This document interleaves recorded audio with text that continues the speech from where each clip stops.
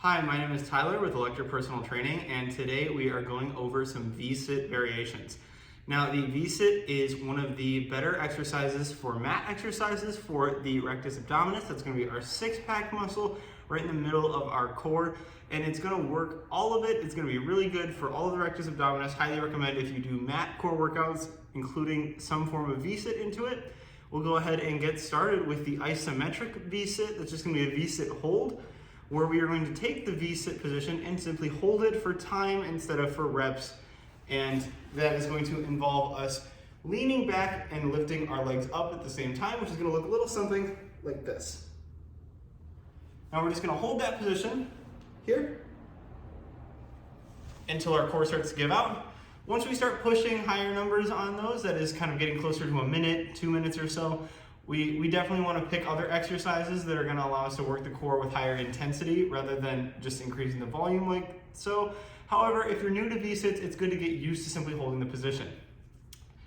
Now, if we want to improve the V-sit hold to be even tougher, we can introduce what's called the V-sit tuck, which is going to involve us basically combining a crunch and the V-sit hold. So we're still going to remain in this position, but we're going to be bringing our shoulders towards the middle of our body here, as well as our feet towards the middle.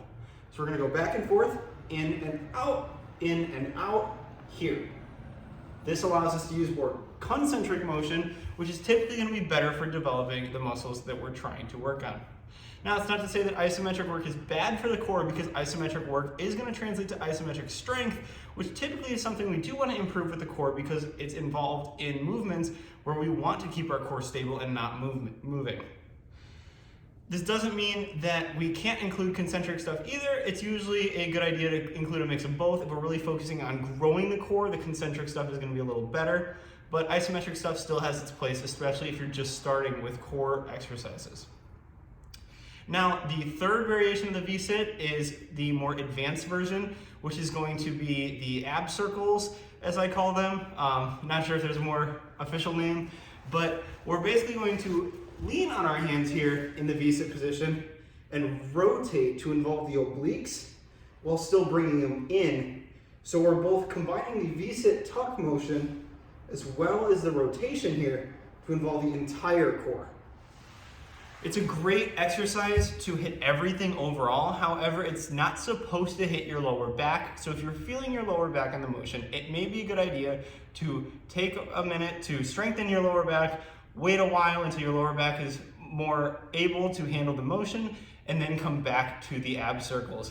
But those are our three main V-sit variations. I highly recommend putting them into your ab routine if you don't already have them in there. Otherwise, if you already have them in there, consider progressing to the next level once you've mastered the previous level until you can get to the ab circles and really hit those abs with the V-sit.